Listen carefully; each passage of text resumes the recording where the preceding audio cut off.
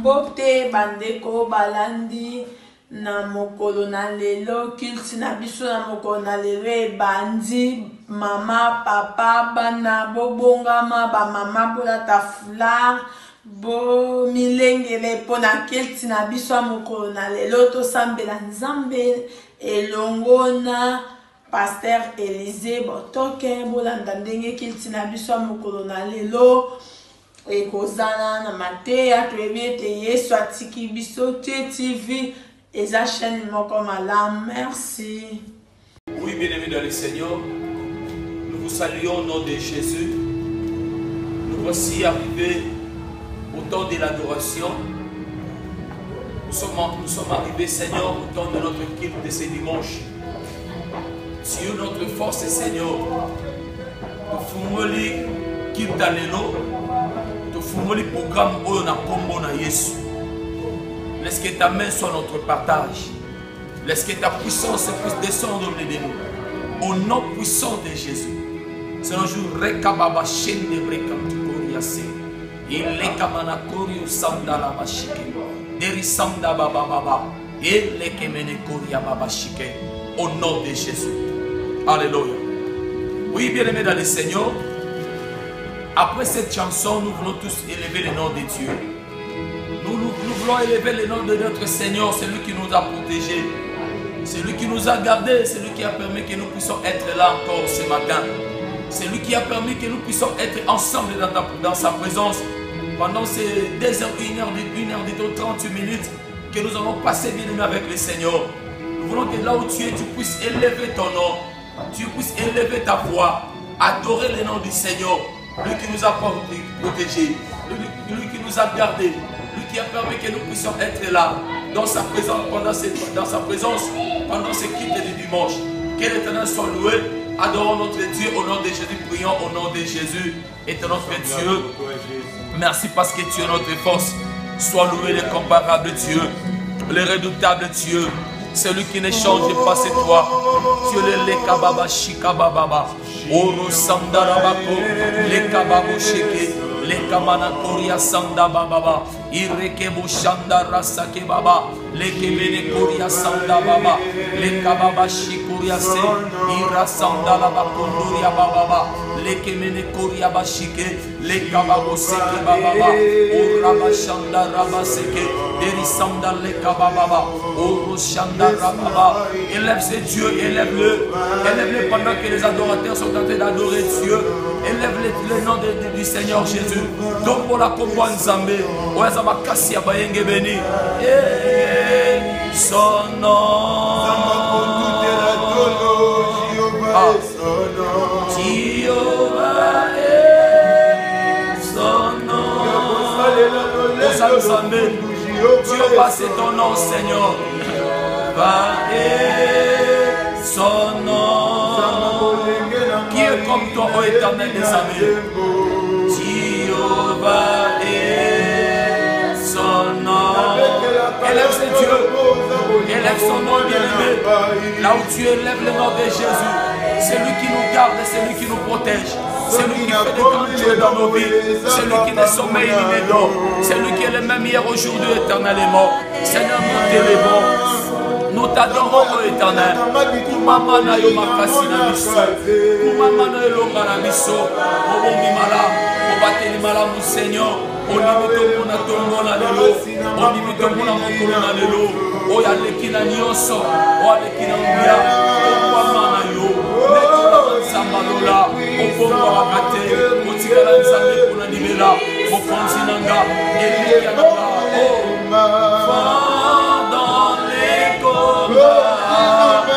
Jéhovah est son nom. Oui, Rosandarabakodia Baba Baba. Puissant guerrier, fort dans les combats. Jéhovah est son nom. Yahweh, Mama Nayo, El Shaddai.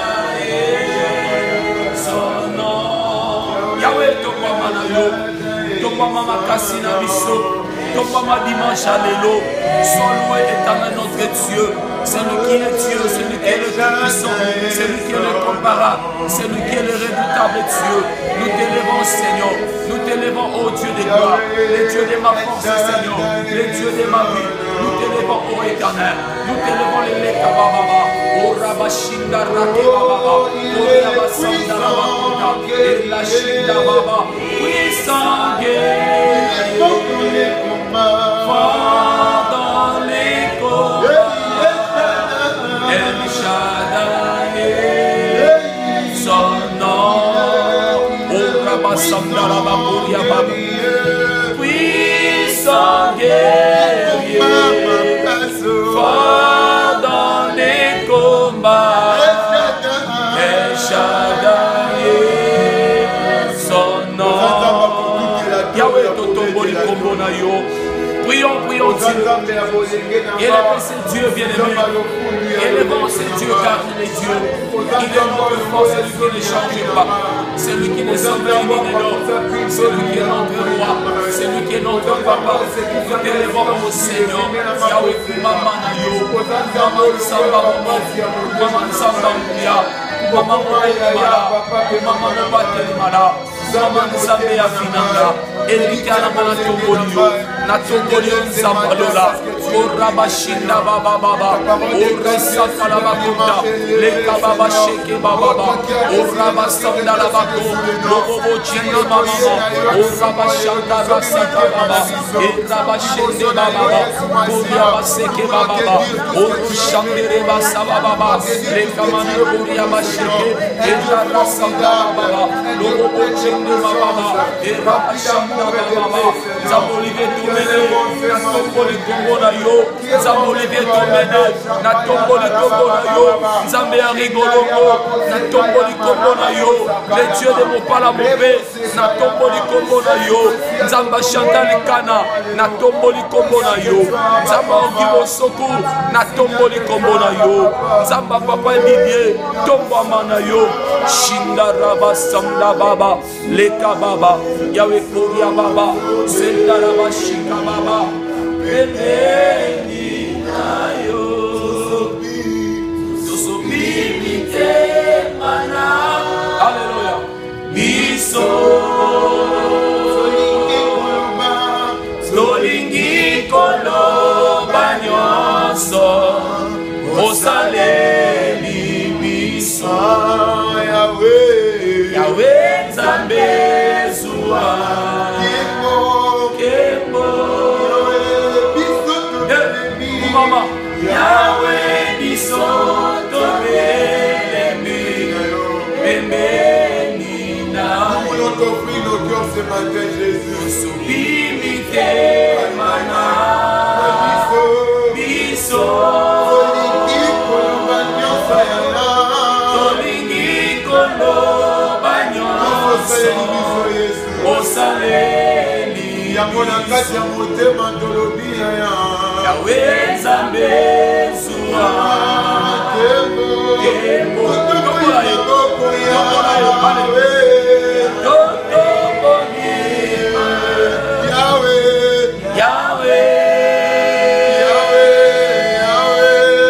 Yahweh Nzambe zua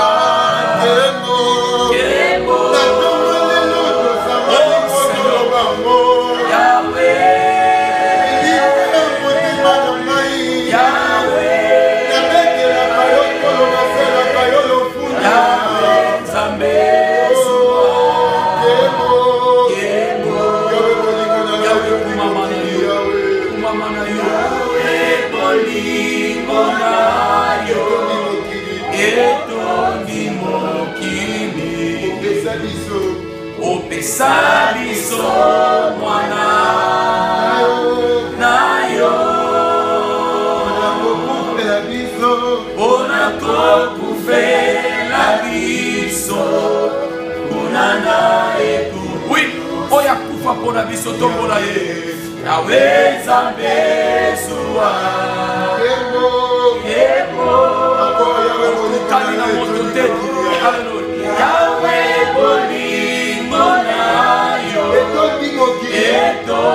Tu as accepté les donner celui qui était plus précieux pour toi. Opesa biso mwana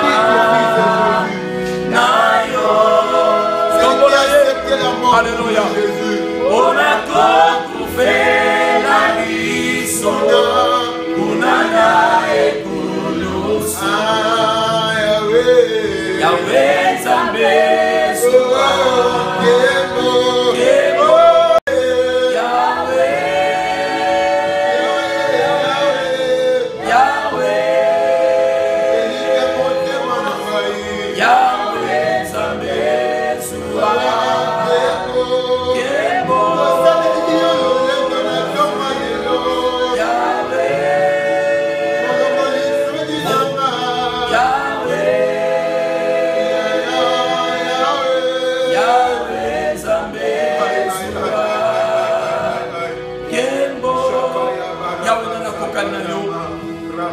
Dieu, bano senganzambe pardon.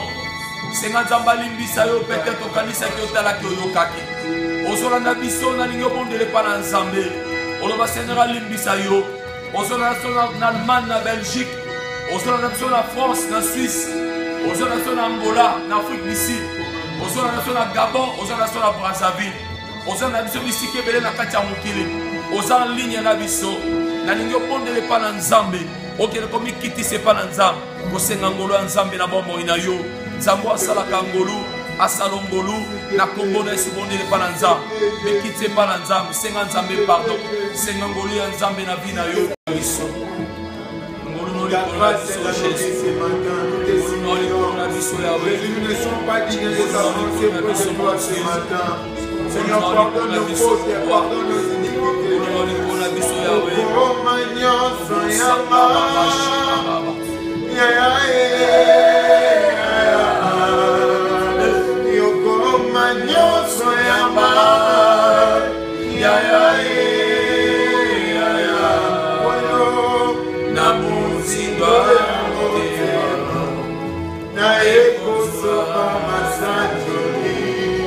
Pas l'ensemble, mais qui dit ça?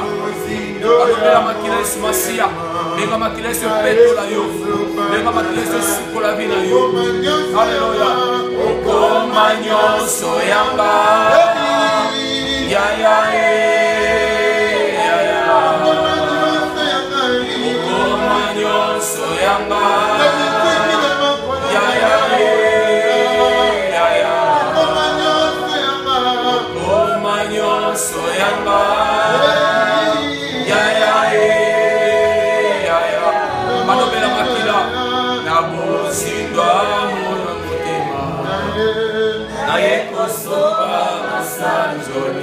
Allez, banobela makile se sukola yo, banobela makile se sukola bomo na yo, yeso bana bopete la bomo na yo, bopete la bomo makile se masia, au nom de Jésus, le sang se yanga, ya ya ya ya, Zambari golongo zanzabe, oh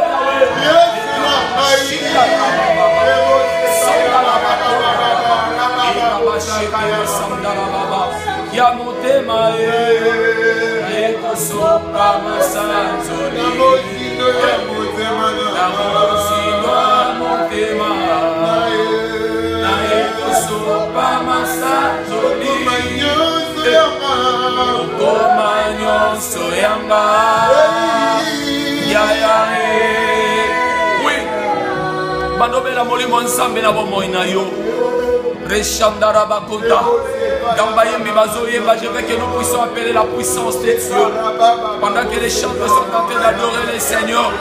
Nalingi bien aimé dans le Seigneur, que nous puissions adorer Nzambe. Que nous puissions la présence de Nzambe dans la vie de Yo. Molima Nzamba Bakokita. Oraba Sheke Baba. Appelle le Saint-Esprit dans ta vie. Appelle la puissance de Dieu sur toi. Appelle l'Esprit de Dieu dans ta vie. Que le Saint-Esprit soit dans ta vie. Au nom de Jésus. Sheke Baba. Oraba Shanda Rabakota. Leke Mama Mama. Oraba Shanda Rabaseka Rabako. Loko Chinde Rabu Sheke Baba. Appelle l'Esprit de Dieu. Appelle la puissance de Dieu. Appelle la gloire de Dieu. Au nom puissant de Jésus. Reshanda Rabako. Osanda Rababa. Appelle la puissance du Saint-Esprit. Appelle la gloire de Dieu. Appelle l'Esprit de Dieu. Au nom puissant de Jésus. Alléluia. Que le Saint-Esprit Saint-Esprit soit mon partage. Que le Saint-Esprit soit le partage de ma vie. Au nom puissant de Jésus. La puissance de Dieu.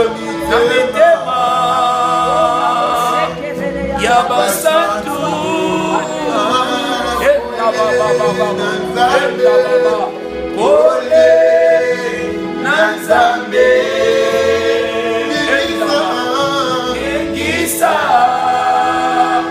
Seigneur,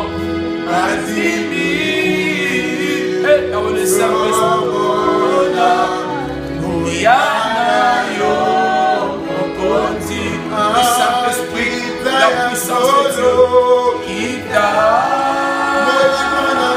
la puissance qui t'a,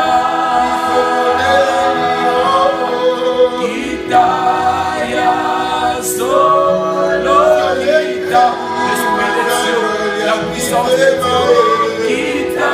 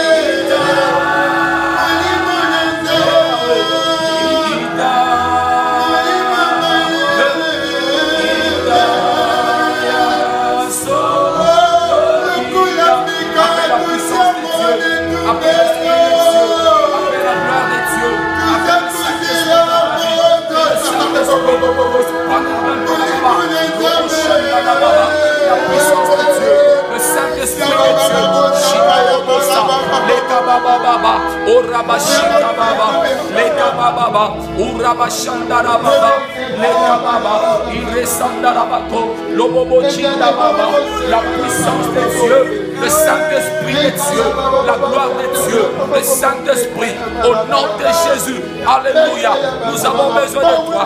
Quel est que Baba, oh Rabashika Baba, Lobo Chinde Baba, Koraba Konda, Iresanda Baba, Lobo Chinde Baba, oh Rabashike Baba, la puissance de Dieu, le Saint-Esprit de Dieu, que l'Esprit de Dieu puisse descendre au nom de Jésus, que le Saint-Esprit puisse descendre au nom de Jésus. Nous avons besoin de ta gloire, nous avons besoin de ton esprit, que le Saint-Esprit soit notre partage, que le Saint-Esprit soit notre partage, au nom de Jésus. Alléluia, les camarades, la puissance de Dieu, la piété, que l'Esprit de Dieu, c'est le droit d'esprit de timidité, l'Esprit de la force, que nous a créé à ma paix, la puissance de Dieu, le Saint-Esprit, la gloire de Dieu, l'Esprit de Dieu, au nom de Jésus, Shakababa, Orabashanda Baba, la puissance de Dieu, le Saint-Esprit de Dieu, l'Esprit de Dieu, le Saint-Esprit, la puissance de Dieu, la gloire de Dieu, l'Esprit de Dieu, au nom de Jésus, l'Esprit de Saint-Esprit, le Saint-Esprit, le Saint-Esprit, au nom de Jésus,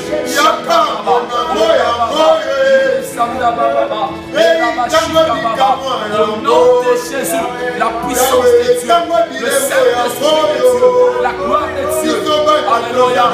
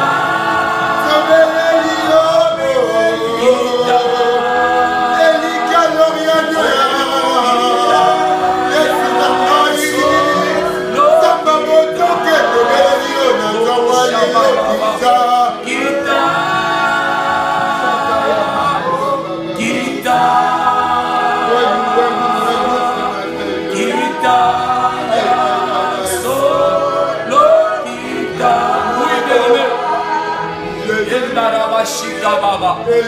Lobo koria basanga babako. Inderebo sama baba. Alléluia. La puissance du Saint-Esprit. Bien-aimé, appelle l'Esprit de Dieu là où tu es. Toi qui viens de nous rejoindre maintenant, appelle le Saint-Esprit. Tu nous suis partout. Ozolanda biso bisika nyonso. Oh, pasteur rigolo, côté à la prière, papa. Bisiko za la Suisse, tu es côté à la prière. Oh, na ba koria bashika baba. Là où tu es, prie na bashika baba. Na yekola na kela sinayo enda baba robo shekera basa robo chinde manakonda iresanda baba leka baba oh baba baba shwe osola na biso koti en ligne na liko kota la prière on va nommer la présence enza on va nommer la nguya nzambe yo koti na ligne siko na liko koto adorer nzambe no la biso to adorer nzambe ensemble yaya osola biso bisikebe molimo na nzambe akida awa nanse lisungi na ngayo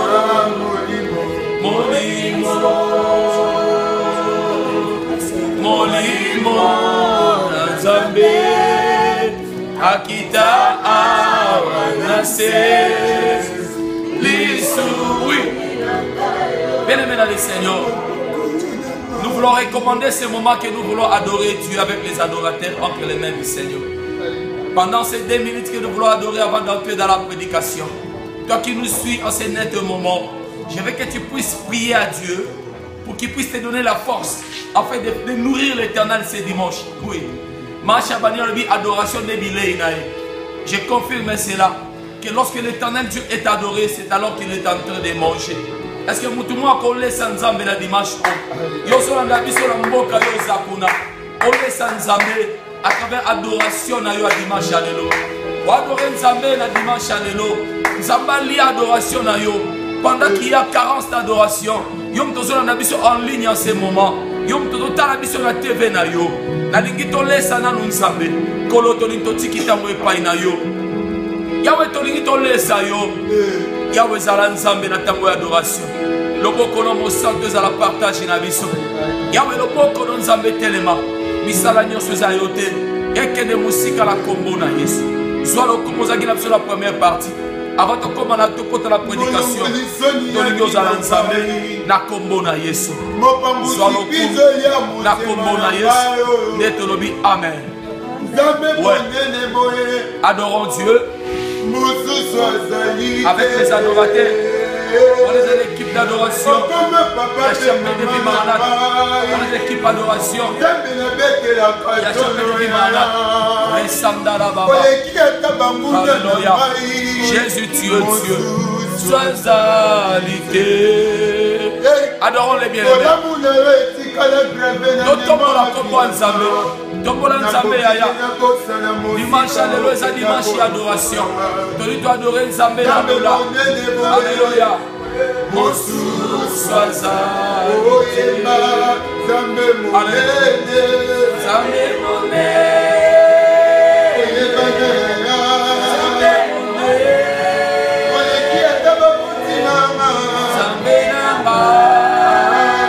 Mon sou soit ça.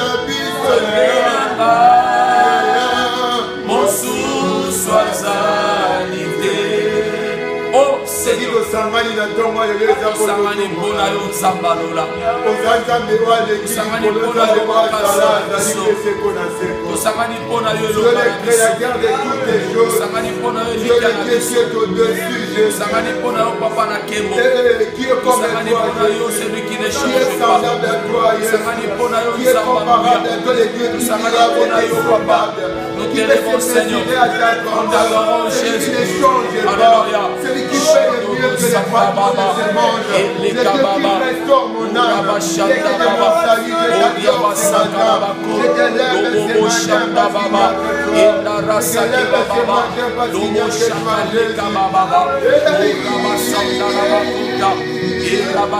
Oh, Nzambe monene, Nzambe monene, Nzambe na mayo,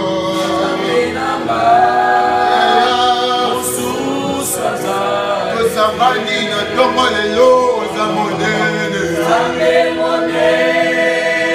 oleki maboti na mai, Sambano lendo na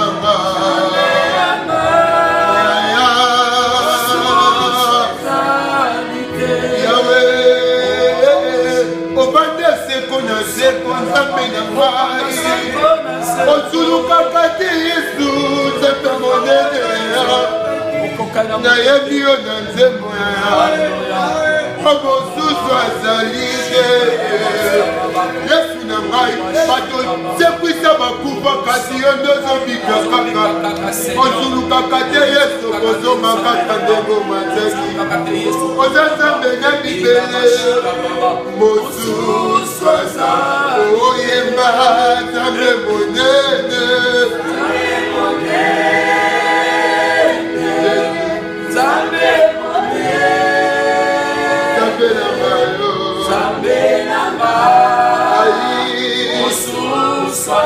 nalukaka yo nalandaka yo netina Nzamba bongo nabitele kolukaluka yo ata balobi nasota Yesu na ngai Yesu na ngai yo hakuna Mungu kama wewe, hakuna Mungu kama wewe, hakuna Mungu kama wewe, wewe Mungu wangu. Twasema asante, twasema asante, twasema asante, wewe Mungu wangu.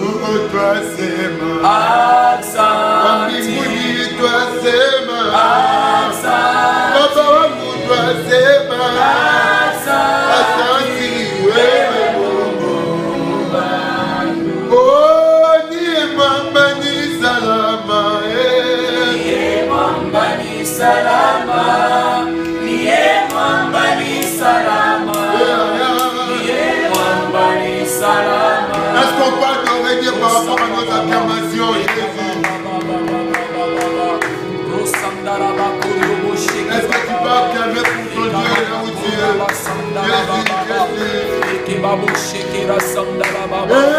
Dieu mama ni salama, Dieu mama ni salama, Dieu mama ni salama, Dieu mama ni salama.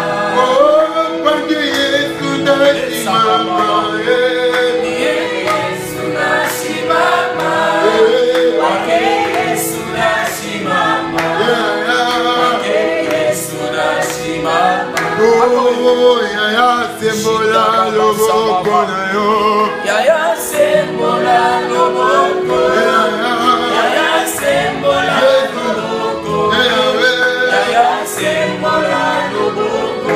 Oh, papa na zalika kamwana, yaya zalika kamwana, papa zalika kamwana, papa zalika kamwana.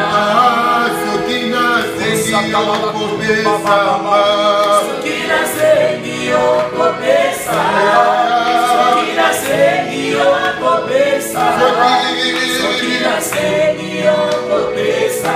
Oh Baba wa mbinguni, hakuna kama wewe. Oh Baba wa mbinguni, hakuna kama wewe. Baba wa mbinguni, hakuna kama wewe. Baba wa mbinguni, hakuna kama wewe.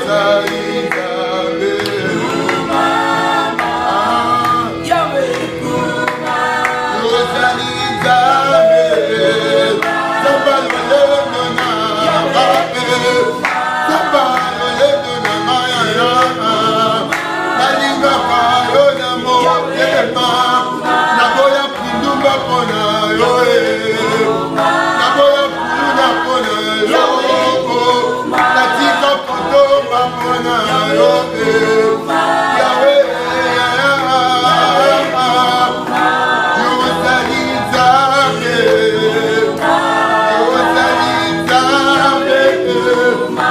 nabetelaka yo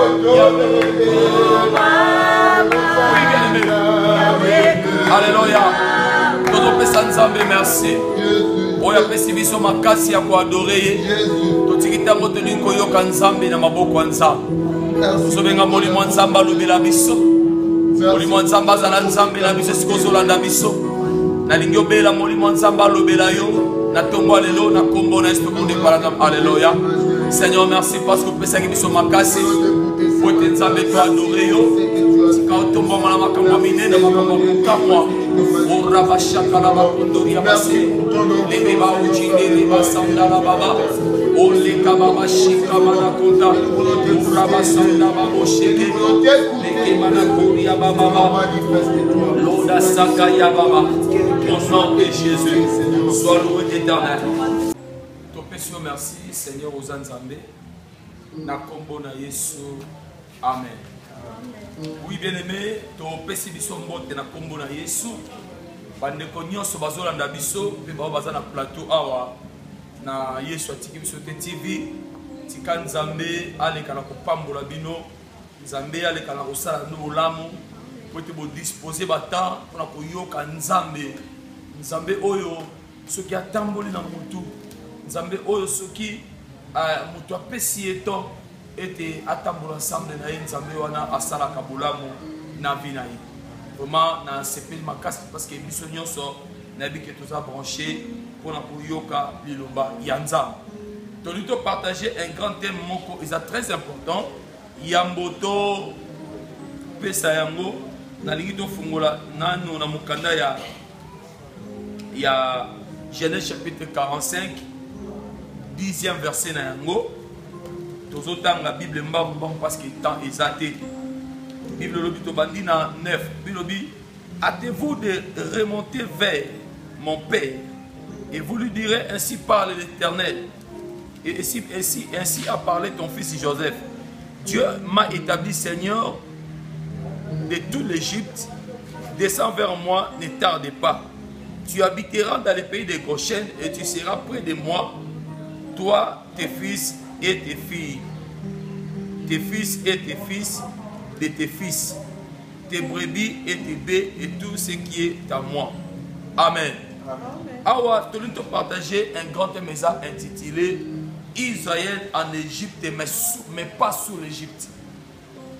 Israël en Égypte, mais pas sous l'Égypte. C'est-à-dire quoi? Ah, par exemple, la seule solo que Joseph, après avoir traversé Makambo, il a traversé qui? Après avoir fait Makambo, il a Koutana Kinayango. Après avoir fait Makambo, il a des bandekone banyokola qui est des bakosela qui Makambo. Bato bateka ba épices ba yebo somba yo ba ki na programme somba mokité ba sombi Joseph lokol épices et comme Joseph na kati ya mboka Égypte abani na ndako ya Potiphar ba lukie mabe akoti na prison kino abimaki après avoir interprété énigme ya roi bilobi akomaki mokonzi munene c'est-à-dire ayo koma na poste ya gouverneur dans le premier ministre après le président c'était Joseph c'est-à-dire écart entre Joseph na roi et c'est kaka trône parce que le roi alongola qui anona ye. Or dans l'anneau il y a la puissance, dans l'anneau il y a la domination, dans l'anneau réside beaucoup de choses que je vais vous épargner pour ne pas aller plus loin. C'est-à-dire Joseph na roi bah comment qu'il y a une différence kaka les qui trône kaka mais ba décision il y a kokanga il y a obomis il y a osala tout Joseph a qui na pouvoir wana a qui na nguya wana il y a kopesa ordre même ba boma moto a qui na pouvoir wana. Donc Nzambe a tombola ki Joseph par rapport à prophétie. Oh yemo kwa mona ki na ndoto. Oh Nzambe a iko koksa na vie na ye. Et puis le lobby tango akomi mukonzi. Aye ko mata ba kreno akomi likolo. Aye ko bisa suko atindi batu. Atindi bande koneta ba ki première tour pona ko luka biloka kolia na sima na Egypte nzale koma ki makasi. na Cana pardon zali komaki ba en Égypte o fulu ki samaki na nzela ya mosali na nzambe. En passant, je vais dire une chose à une personne. Bien aimé, dans ta vie, ce qui est dans ma carence, ce qui est dans ma cambozo simbate. Bien aimé, dans le Seigneur, il faut t'attacher à mon salanzambe et à solo. Parce que ce qui est à côté, il y a mon sali nzambe et à solo. Na vie na yo ma cambo fait changer. Joseph tamba côté en Égypte. Ma cambo est Seigneur qui comme la bango. Et comment qu'il se soutient? Parce que Joseph était comme un conseiller auprès des pharaons. Oh, il y a là qui sait que par rapport, il y a vache maigre, il y a vache forte. C'est-à-dire quoi? Vache gras. C'est-à-dire quoi?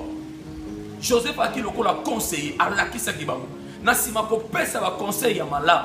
Nasima ko pesa ba conseil ko bomba biloko parce que passe boya Joseph a mati. Donc ba ndekone ba eko ya moni bango a découvrir bango boyi masola Benjamin ndenge ki koleka. Nasima ya ko sola ba ndekone pe ko créer ba manœuvre no soit créer ki. Lobi ayebisi ba ndekona ye abibo kende pa ya papa boyebisa papa aizwa ye na libota na biso mobimba. Ba ya na kati ya mboka ya Égypte et si kanga na za bokonzi et si kanga na zali peba kofana na mboka ya Goshen. Alléluia. One des problèmes na biso makambi, problème na biso ya tongo alléluia. Ba kofana na mboka ya Goshen, pas n'importe quel mboka, mais na mboka ya Goshen. Et Bible lobi ba yaki kofanda. Ko umela bango ba umela ki na mboka Goshen, na mboka o Joseph yemoko mtaponela ki bango. Na mboka o Joseph yemoko mtapesa ki bango parce que ba mboka ezalaki ebele. Ba mboka bien aimé dans le Seigneur. Tikana yebiso eloko moko. Oyebi bisika nyonso kofanda soki nzambe moto aponeli yo que ce soit bisika wana bandoki bazalaka bien aimé esika nzambe aponeli yo akotikela koponela esika mabe jamais akoponela kaka esika malamu esika osoka tie yo même si kindoki ezali loi ya kindoki ekosala likolo bomoi na yo te c'est-à-dire place yo okoma nzambe akopermetaka jamais ke mabe ekoma na kati ya vi na yo. Oyebi Joseph aki na raison pour aponela bango Goshen. Parce que Goshen, et ça va définition belé. N'a pas qu'on définit en tant que comme yango. Et bien Joseph a été pour Koufa. Donc Joseph a été pour Koufa. Pharaon a Sika. A été se comploter. On a dans l'Exode chapitre 1. Tozo komata. Babi Pharaon a Sikaye. Oh ya yeba qui Joseph était. Oh ya yeba qui bana Israël était. Lui a été matissa bango ba passe. A été se sa bango ba corvé. A été nyoko la bango. A été sala bango passi. Yaya malgré que Israël ba comment qui comment a passé. Mais ba dans fanda kana Goshen. Lui vous êtes dans le monde. Vous êtes dans ces mondes. Mais vous n'êtes pas de ces mondes. C'est-à-dire l'Éternel Dieu a choisi pour Israël Goshen. Malgré qu'il y avait la souffrance, malgré qu'il y avait des réalités qui se passaient, malgré qu'il y avait des choses au Salama, n'importe quelle ville était, c'était une ville qui était appelée Goshen. Tant que vous passez Moïse a Bima.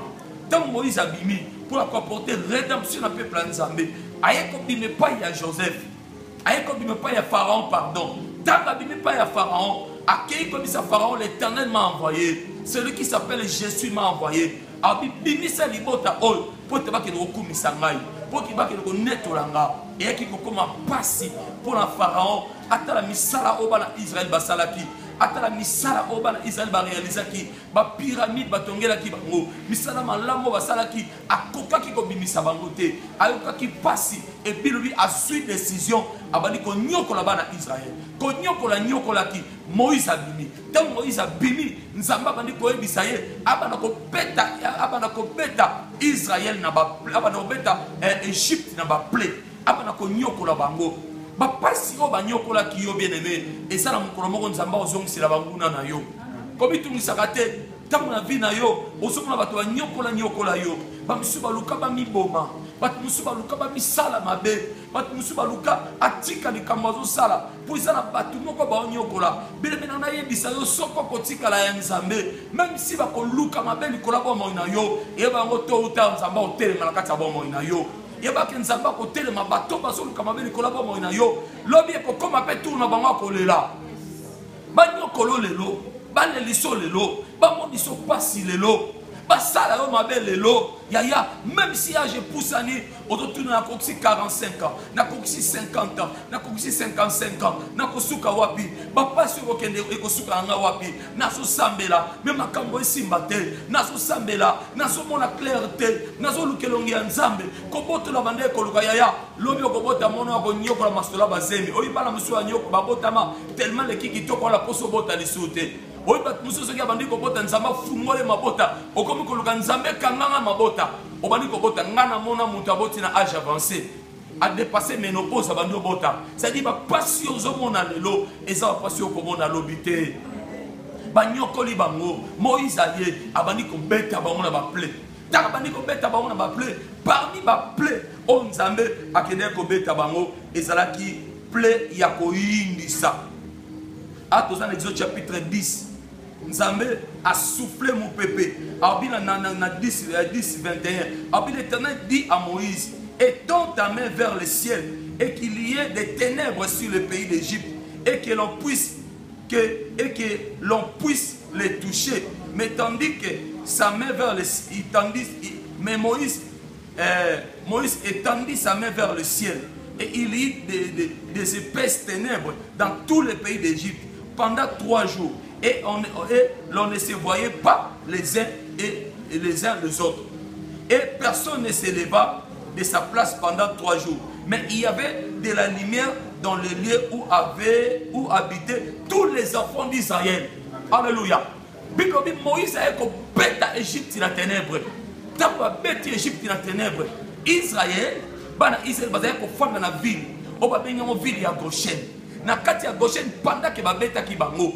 Mabe oba oyo bande ko vivre Égypte, bana Israël bande ko vivre yango te parce que bande ko vivre na Goshen. Oh, Goshen ezali région du nord. Ezali lié du soleil wala kombo ya Goshen. Ezali région du nord, lié du soleil, terre de la force. C'est-à-dire quoi? Si Joseph avait choisi pour Israël la ville de Goshen parce que c'était les liens du soleil. C'est là que le soleil siégeait. C'est-à-dire quoi? Nzambe akotika la kolukele sika ya mulilité. Nzambe soka bien pone le sika. Même si dans la kati ya mukili bien aimé dans le Seigneur. Nzambe akotika la pone le sika mabete. Akotika la pone le sika ko nyoko la yote. Parce que Moïse, Joseph, oya pone le bango ndaku o. Et si a le kabanda kala. Et si a kenda na ye, miku ane kute zakuna na sa mabele. Awa kutu nanu babimite ba kundoli miku a Joseph ite. Mais Joseph a ponné la ki bango sika mala. C'est-à-dire quoi? Christ est bien aimé dans le Seigneur. Akotika la kako kwa kona kate sika mabete. Tu peux vivre en Turquie, tu peux vivre en Grèce. Et si qu'on passe les alliés, mais Nzamba ko balu sa Grèce dans la Goshen. Oh là là là là. Nzamba ko balu sa Grèce dans la Goshen. Oh vive si qu'on passe les alliés. On vit ici comme nous sommes aux Congo, Dieu est capable de balusa Égypte et non la Goshen.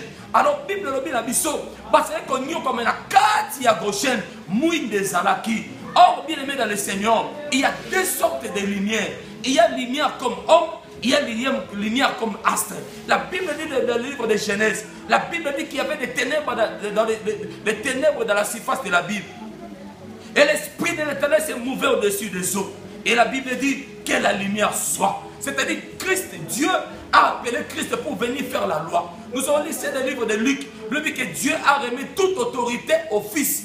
Dieu a remis toute autorité au Fils. C'est-à-dire qu'il avait besoin de l'intervention du Fils pour qu'il puisse mettre fin aux ténèbres. C'est-à-dire quoi? Même si les ténèbres vont régner, même si bien aimé dans le monde il y a la souffrance, bien aimé tu as un Dieu. Bien aimé que mon peuple périsse faute de connaissances. Et belé à Batuaso Nyokwama, parce que Bayebi Sika Batelemite, Pe Bayebi Moutoua Tambola ensemble na Bangote, Bayebi Moutoua Zakelongo na Bangote, aussi longtemps que Banako reconnaître tes Moutoua Zapenayo, aussi longtemps que Banako reconnaître tes Moutoua Tambola Kanayo, bien aimé Ozalaka Moutoua Minyoko, Ozala Moutoua Passi, Ozala Moutoua Kolela, Ozala Moutoua Komona Bola Mouté. Ok. Orotika la Koye Bate, parce que tout le monde est un astre comme homme. Ils ont un astre comme homme, astre comme lumière. C'est-à-dire astre comme homme. Ce qu'on fait des 4 inabino. Aozala mutua badako protéger comme inabino. Ce qui a fait des Katina, comme Christ était au milieu de son peuple. C'est-à-dire, lorsqu'il y avait des ténèbres, c'est Christ qui a porté la lumière. La lumière que Christ a apportée, c'était le Saint-Esprit dans la vie de son peuple. C'est-à-dire, bien aimé dans le Seigneur, il y a des choses que nous devons comprendre dans nos vies. Il y a des choses que nous devons savoir. Que ce qui n'a pas été c'est-à-dire, il faut y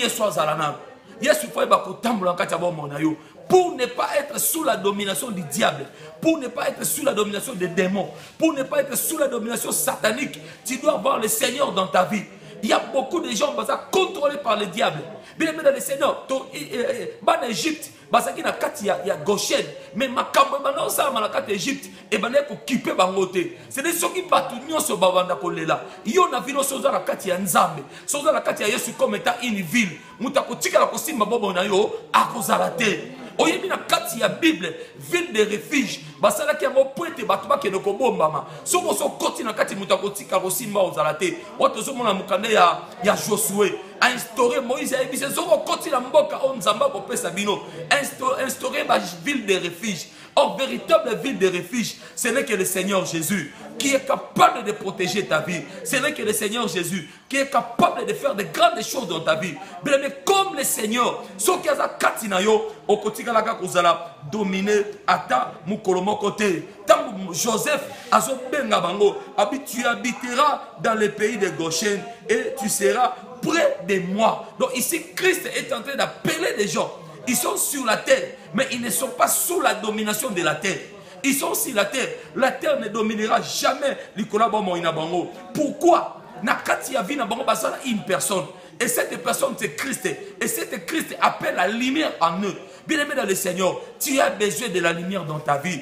Tu as besoin que le Seigneur puisse marcher avec toi. Beaucoup de gens sont en train d'échouer parce que le Seigneur n'est plus avec eux. Parce que faites attention à l'étambol. Faites attention à l'olengo. Parce que ceux qui sont ensemble na ote, okozala mutu apasi, okozala mutu akonyokama, ozala mutu akolela lela, ozala mutu o makambo kosimbate. Tozala mukanda ya Matthieu chapitre 4 verset 15e verset. Bien le peuple de Nephtali et des Zabilon était dans la tristesse.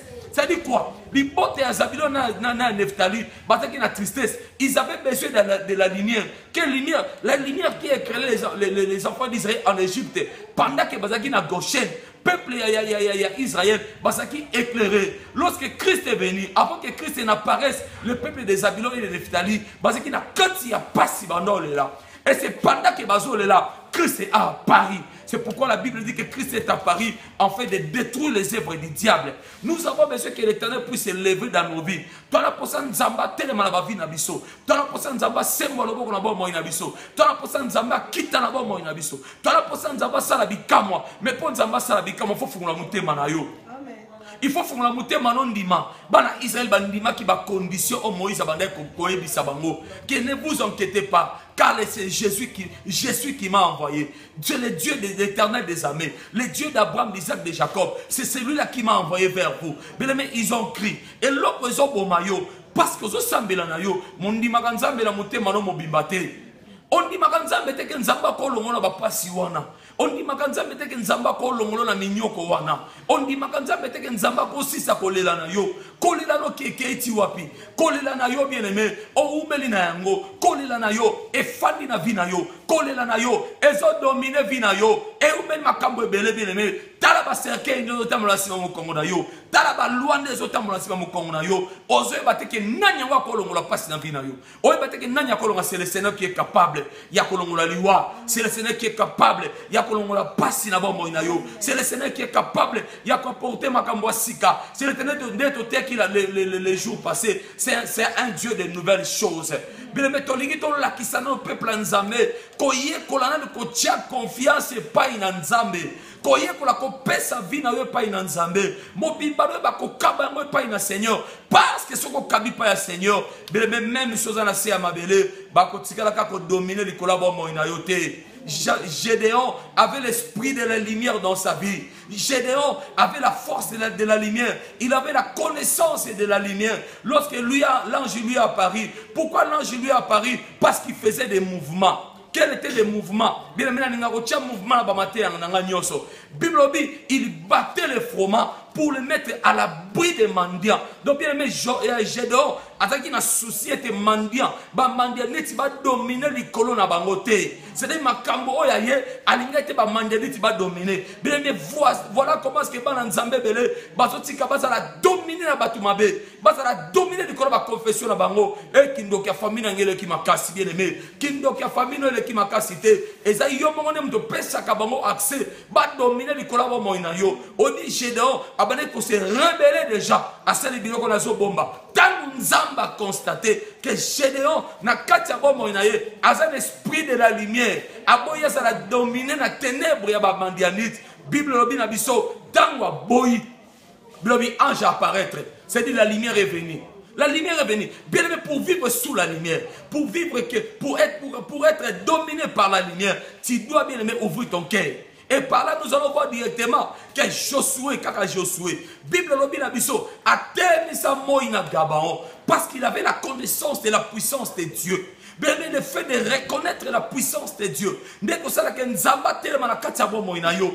Et lokoni na ngozo ronger bina yo, o Nzamba ko silisa mote. Bien aimé le gozo boma biso, c'est parce que toye bate ke Nzambe na biso, bisika tchaka biso, ezaka bisuko ko nyoko la biso te. Bisiko Nzamba tchaka biso, ezaka bisuko ko sala biso pasité. O komisa libala no désert yomoko. O komisa mobali no muta pasi yomoko. O komisa mobali no muta minyoko yomoko. Parce que yondo zo confessé, yondo zo tatola makambo mabe, yondo zo pesa accès que Satana a dominé le collaboration na yo. Il faut dire que nous sommes dans ce monde, mais nous ne sommes pas de ce monde. C'est-à-dire Israël vivait en Égypte, mais la loi égyptienne, les ténèbres égyptiennes est dominant qui le collaboration na bangote. Tolito sambe le pas nzambe bien aimé dans le Seigneur. Bon mon tozo toka courir que na studio. Courir que bien aimé dans le Seigneur. Mais to ko katamate ya culte à l'éloté. Il faut landengo qui nous soit ndenge to bandaki o landengo. Na lingi to sambe le pas na nzambe. To ebisa sene to zana si ya mabele. Même loi ya mukili e dominer likolo na bisote. To zana si ya mabele. Mais kindoki ya mukili dominer likolo na bisote. To zana si ya mabele. Misala ya Satana e dominer likolo na bisote. Na simaloembo oyo bayembi bakocha. Ndeto kelo ko bonde le pana nzambe. Ko ebisa sene loi ya kindoki. Ya libota na ngai dominer likolo na ngai te. Loi ya Satana e dominer likolo na ngai te. Loi ya mabe e dominer likolo ba na ngai te mbani na ngai te. Na simaloembo oyo ndeto kelo bonde le pana nzambe. Alléluia. Il a reçu le nom au-dessus de tous les noms. Alléluia. Il a reçu le nom au-dessus de tous les noms. Et tout genou fléchira lorsqu'on parlera de l'agneau. Et tout genou fléchira lorsqu'on parlera de l'agneau. Il a reçu le nom au-dessus de tous les noms. Il a reçu les noms au-dessus de tous les noms. Tout genou fléchira lorsqu'on parlera de l'agneau. Tout genou fléchira lorsqu'on parlera de l'agneau. Il a reçu les noms au-dessus de tous les noms. Il a reçu les noms au-dessus de tous les noms. Tout genou fléchira lorsqu'on parlera de l'agneau. Tout genou fléchira lorsqu'on parlera de l'agneau. Oh, il a reçu les noms au-dessus de tous les noms. Il a reçu les noms au-dessus de la pauvreté. Tout genou fléchira lorsqu'on parlera de l'agneau. Tout genou fléchira lorsqu'on parlera de l'agneau. Il a reçu les noms au-dessus de tous les noms. Il a reçu les noms au-dessus de tous les noms. Tout genou fléchira lorsqu'on parlera de l'agneau. Tout genou fléchira lorsqu'on parlera. Oui, bien aimé dans le Seigneur, nous allons répondre le pan en Zambé. tozobisa sene misala ya satana même si toza na kati ya mokili eza na pouvoir likolo na biso te tozokoyebisa nzambe misala ya bandoki même si toza na se ya mabele même si ya des lois eza na pouvoir likolo na biso te na kombo na Yesu Masiya tobonde pa alléluia au nom puissant de Jésus misala ya satana misala ya bandoki eza na pouvoir te likolo bombo na biso même si toza na se ya mabele même si ya des lois même si ya des choses et kokabi na biso te esimba biso te na kombo na Yesu misala ya bandemo eza na pouvoir te likolo na biso au nom de Jésus shikababo sakarababa irekenene koriobo shake toza na kati Égypte mais Égypte ekodomine biso te baloi égyptienne ekodomine biso te kindoki ya libota ekodomine biso te misala ya satana ekodomine likolo na biso te bondela bien-aimé esika ozolanda biso kose découragé te ata pour ekatani ozolanda na Suisse pasteur Rico bondela tozobondela mama Chantal bondela esika ozolanda biso kuna en ligne ata ozomona malamu te bondela bien-aimé bondela au nom de Jésus bondela nzambe na kombo na Yesu misala satana ezala pouvoir te au nom de oui tozobondela epa na nzambe mama ozolanda biso bisika ozali ata kure katani na chaîne na lingi olanda biso esika ozali to continue to sisa culte na biso eloko moko te kopekisa nzambe asala na vino même si mulile koti na plateau na lingi oyebisa nzambe apelisa mwinda likolo bomoi na yo pandaki bandoki bambanda koya bake dokutaka mwinda ata bakoya baloka vi na yo bamona mwinda bana gauche na droite bamona mwinda na lingi obondela lisusu ke misala ya satana tango koya même si na vitesse ezalaka stopper likolo mwinda nzambe na kombo na Yesu benga mwinda nzambe na vi na yo sena tozo benga yo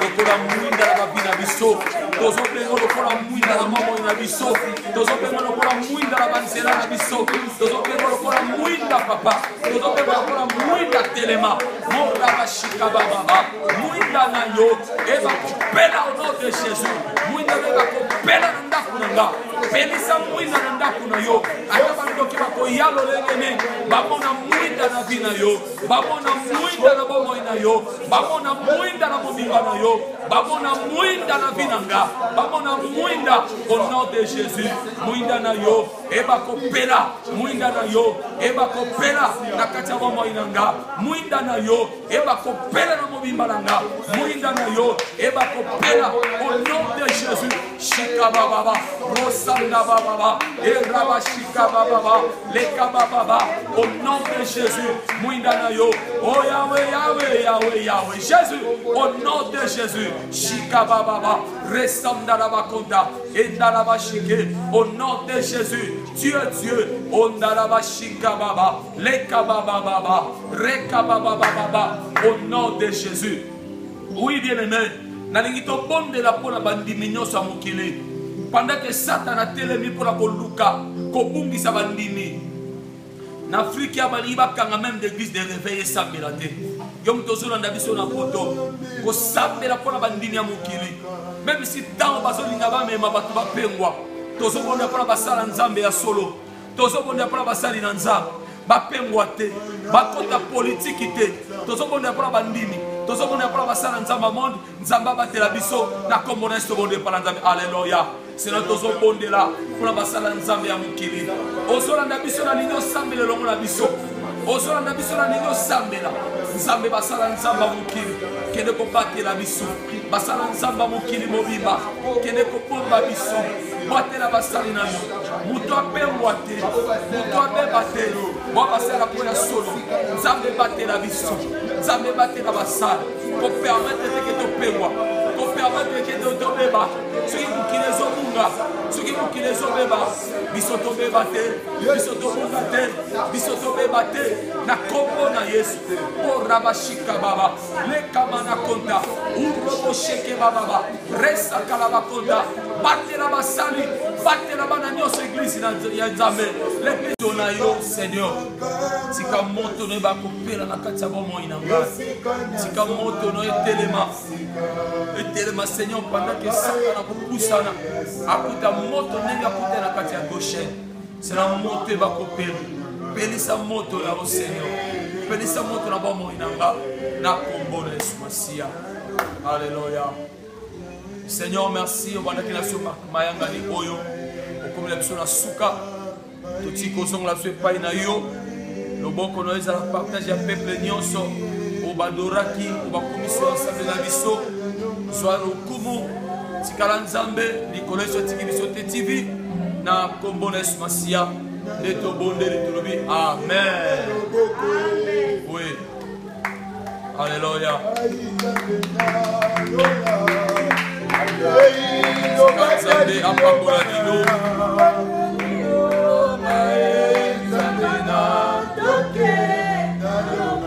Ouais, Nzambe apambola biso.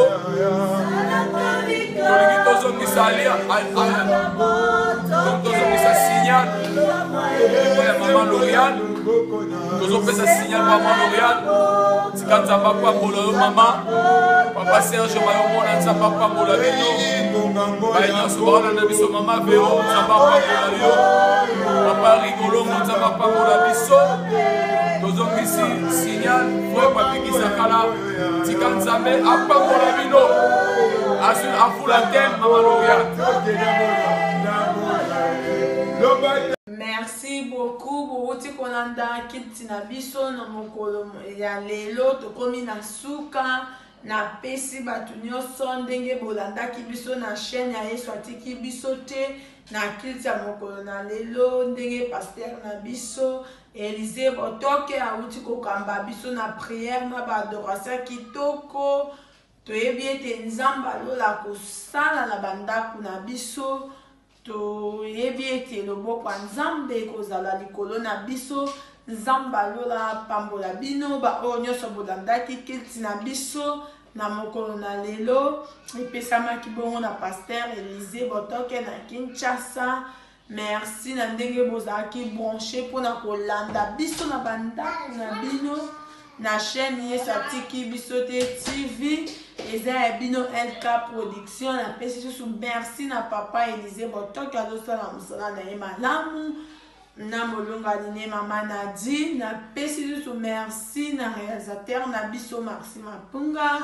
Nzambe alola pambola papa Élisée Botoke na kiti mokola lelo ndenge toyoki mateya. Nzambe alola asali na badoration na bino na mateya na pesi susu. Nzambe alola pambola susu mama Chantal na France.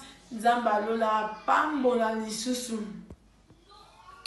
Nzambe alola susu pambola susu papa Élisée Botoke. Nzambe alola susu pambola mama nanga Julia Candos Paola na France.